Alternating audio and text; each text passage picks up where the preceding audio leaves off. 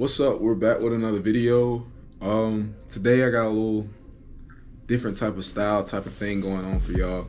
Planning to do more of these. And that is, I'm gonna give y'all tips, tips and reminders type of thing. I got 3 tips today for you beginning hunters, you early stage hunters, and just like people that just wanna, tune into the video. So yeah. One of the top things we're going to talk about, well, really all 3 are in the same, level type of thing. Start off with like the equipment you need, obviously. And the big question is, what do I need? A lot of people don't realize that. Like they just think you wake up and you just go. Nah, you're going to need the proper gear, the proper equipment, and just like those types of things. And then the second would be, where can you hunt legally?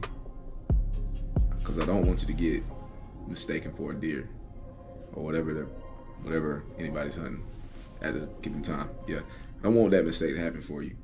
And then how do I stay safe while hunting?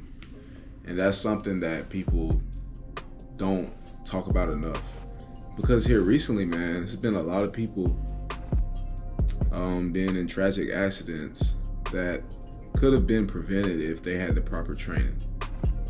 So let's get into the video. Number 1, what equipment do you need? So of course you're gonna need some camo. And this is also gonna tie into the next thing, which is where can you hunt legally?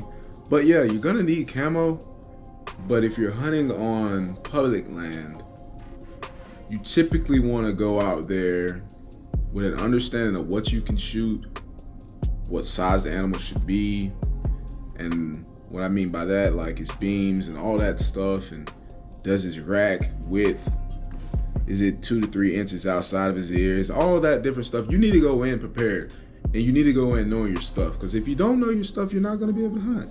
And I mean, typically most people that hunt know the basics. So yeah, just go and do your research before you do anything. You want to do your research. So go and do your research before just hopping into this and not knowing what to expect. So yeah, you're gonna need your camo. You're gonna need orange, bright orange, and you can find your orange layers at any store. Hell, Walmart even has it. So yeah, just go get your orange. And typically, advice for hunting on public land, I want you to have an orange cap, some type of beanie, some type of like a headband type thing, even orange headphones, hats, anything orange, and then your orange vest. When you got your vest and your cap or whatever you got on your headgear, whatever type of headgear you plan on wearing, you got those things, you stand out. Don't go in there with no orange shoes on and an orange t-shirt and you're covered in camo, and the person that's out there hunting with you, because I mean, it may be 10,000 acres, but like I said, you don't want to be mistaken for something else, and accidents do happen. So don't be a part of those accidents. So yeah, go in with your orange, and that's something that you're gonna need. And then also region plays a big part. I'm from Georgia, and the season starts late fall and ends early winter. So of course, around those times you're gonna need layers, and sometimes it may rain, and you shouldn't be hunting anyways if it's raining, because I mean, you're not gonna be moving. But that's another topic for another day. Yeah, you're gonna need the proper gear as far as clothing. So for me, I wear this. It's Carhartt. I wear this. It's Mike's Yoke edition, but man, you can hunt in this. As long as you ain't smelling like no Tide Pod or anything, you can wear this. It ain't no secret of camo. I mean, camo is camo. You sit in that tree still like you're supposed to, you won't be seen. You know what I'm saying? So yeah, you can get you some type of camo, but comfort is always a big thing. For me, it is anyways. It may not be for early stage hunters, but somebody that's not patient, don't wear something that you won't wear if you had to sit in church for 2 hours. So be comfortable, wear something that blends in with the environment you're in. Like I said, I'm from Georgia. So oak trees and pine trees are just about the typical tree you see. Like that's the tree you're gonna see in Georgia. But yeah, so that's my advice on the clothing piece. And then we want to talk about rifles, obviously. I know that's what everybody came here to talk about today. Your rifle matters, yes. Optics, they're not as big as what people make them out to seem. Get you an optic, 9 by whatever. The zoom in doesn't really matter. The deer is not gonna be no further than 100 yards in your typical environments. Because most people hunt either on land that has some type of abundant food source, whether that's acorns, whether that's corn, whether that's simply some type of food plot. You're gonna hunt in a location where the food is abundant. So the deer's gonna be eating or grubbing on something. All deer aren't walking around, oh man, somebody's looking for me. Nah, they got senses just like you do. So get you a scope. If I had to tell you one that you can get today for a nice price that's gonna zoom in within 100 yards, I would say go with a Vortex. Something like that is price friendly. Beers has some nice scopes, some nice optics, some good glass. But once you get in the Beers family, like you gonna want to do more research, because those are some, like, typically people use those for a little bit further than 100 yards. But Vortex has some nice stuff. I can link all that stuff down below for you all if you would like that. But yeah, it's nothing too fancy, because I mean, like I said, the location of these hunts, you're not gonna need nothing that's zooming in for 400 to 500 yards, man. You're gonna get you something for 100 yards. And like I said, you're a beginner anyways. Most of y'all watching this are beginners. So yeah, get you something like that, go that route, and you'll be good. You'll drop a deer. Caliber. Oh, the big topic these days. Oh, the caliber. What caliber you drop that deer with? What? Dude, just about anything hit in the right spot is gonna drop. You can drop a deer with 5.56, 2.23. It doesn't matter. Get you something that you are able to shoot, that you're gonna be able to hold your breath and release, and you know, slide your finger on that trigger and be able to drop the animal with. Don't get something just because you've seen your favorite YouTuber say get it. Get it because you're comfortable with using it. Because at the end of the day, he or she ain't gonna be able to pull the trigger for you and drop that animal anyways. So get you something that you're most comfortable with using. And I think that's the best advice I can give anybody. Get something that you're comfortable with using. If you get something that you're not comfortable with using, you're not gonna have much success, especially early on. And that's just the cold hard truth. Early on, you're not gonna have much success if you're going in there with something and you don't even know how to use it. Your breathing isn't right. You can't focus, because the adrenaline is gonna be high. I promise you, it's gonna be high, and we don't want you to fall in the viral moment. So yeah, some brands that you can go with: Winchester, Hornady, any of that stuff. Top 2 right now. Oh, I should say 3, because I've been experimenting. I would say 308, 6.5, and 300 blackout. 300 blackout? What? Shoot hogs with that. If you can lay a hog down, don't you think you can lay a deer down? There you go. So yeah, those are my top 3. I can link those as well. The brand, I mean, oh, one more thing. People also need to realize, when you sight that scope in, be sure you know what grain you're using. Because just because you're using the same brand of the bullet doesn't mean the grain's the same. Check the grain on the box before purchasing. Next topic, man, where to hunt? Where can I go? Well, like I said, I'm from Georgia. So for all my Georgians, go download the Go Outdoors app. You know, Go Outdoors app, it literally has it all laid out for you. And this is strictly for public hunting. It has locations of places from the top of Georgia, above Dalton, on up to Chatsworth, all the way down to Valdosta in that area. It has locations of public land from top to bottom. So just go and download that app. And just be sure that whatever you're planning on hunting is in season. And you have the proper clothing on, like I said earlier. And you just do your homework. Because you can't.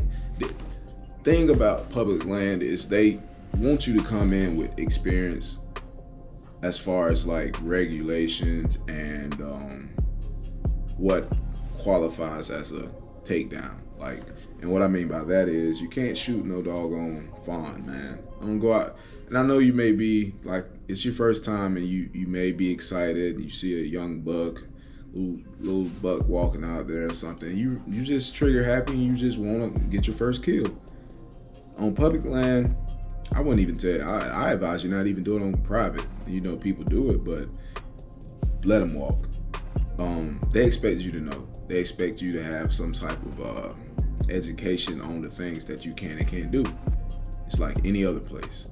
So do your homework, do your due diligence, and know what you're setting yourself up for, because it's a good time. Don't get me wrong, but you're gonna have to know. So where can I hunt? Yeah. Just get the app. Get the app, and it has locations. Like I said, man, it has all the locations you can think of for small game, big game, bear, turkey, whatever. It has it. Do your homework before entering so that you will be fine. And they won't turn you around, because they will turn you around. I promise you that. They will turn you around. And know your quota. Know your quota. Fill your tags, do it the right way, and just know what you're getting into. And then secondly is private land. So you may know Johnny, and Johnny may know Susan, and Susan's dad may have 25 acres that he got one or two stands on, and he said it's fine for you to come out there and hunt. Always be sure to get with either Susan or her dad. And these are just like people I'm using, names I'm using for this scenario. Just be sure to ask. Even if they already told you can go, be sure to follow up and ask again. Because sometimes people are forgetful. And you don't want to be caught coming on somebody's private land and they forgot you were supposed to be coming. Because then it may turn into trouble. And we never want that. The third, and not, it's one of the most important, I should have put first, is how do I stay safe when hunting? Well, first off, you got to be aware. You can't go in the woods not aware, because just because you're hunting don't mean something ain't hunting you. I can tell you a quick story. The other day I was hunting in South Georgia, and I heard something in the woods, and I'm already in the stand now, and the sun has already come up, and this is in the morning. Sun's done come up, and everything's steaming, the dew, and just great morning. And I hear something crunching in the back of the woods. It's a bobcat walking. Now, don't get me wrong. I could have got a shot on him and took him on out, because the season was in season, and but I didn't. But what it did was just reassure. It made me think, man, I'm out here looking for a doe or a buck, whatever. I'm looking for a deer, and the bobcat's out here doing the same thing I'm doing. And if I wasn't careful, who knows? He could have crawled up that tree and been right on me, and I wasn't prepared for it. But being that I was, I felt like, man, what if somebody else is hunting out here and this is their first time and they're not aware? And that's what led me to this topic. You have to be aware of your surroundings, because that silence in the woods, it gets very loud. It may be silent, man, but it's loud. So just pay attention to things that doesn't sound like just normal, because one thing about hunting, you'll be able to pick up on tendencies and cues. So use it to your advantage and just stay aware. Also, like I said earlier, the orange is one of the top things that people are forgetting. I wouldn't even say being forgetful. They're being careless. Wear your orange. It ain't gonna hurt to put that orange vest on. Just wear your orange. because you may not care about it right now, but man, losing a loved one over just simply not wearing orange on a freak accident, it's not something I would say it's not something you want to deal with. It hurts. And being that I lost a classmate due to a freak accident similar in a similar case, yeah, wear your orange, please. And then the last and final thing I would say is please, please, please, please, please always point that gun in the correct direction, please. Gun safety and just being aware of your surroundings at all times is at an all-time high, please. And if you got one in the head, keep it on the safety. Don't take one up, because first of all, if you get out of the truck and you ain't got one in the head, you're not gonna be ready when you get in that stand, because you don't want to get in that stand making all that noise trying to put one in anyways. So you're gonna have to have one in the head before getting in the stand. Keep it on safety. You don't need to take it off safety until it's time to, pull the trigger on the animal. So keep it on the safety. And yeah.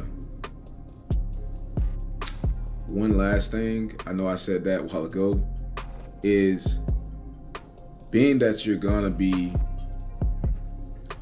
this is gonna be your first time, you gotta get your license and stuff, obviously. You can do that through the Go Outdoors app as well. But it's gonna ask you to take a course. And when you take this course, it's gonna ask you different scenarios. What would you do and what should you do in different scenarios? Answer that stuff and think about, man, this is me. Put it in a perspective of it's you in that scenario that they give you, and answer it the best way you can. And you gotta pass with an 80 or higher, which is reasonable to me. But yeah, answer those questions as if it was you, and you'll do a lot better than what you think. And those questions would actually allow you to feel, once you get out there, that you done did it before. It's just like studying film before a football game. Man, I done been here before. I know where they're finna run, So do that, and I promise you, you'll be very successful in your hunting days. But yeah, man, that's all that I got for you today, and I hope this was somewhat helpful. I'll see you on the next one.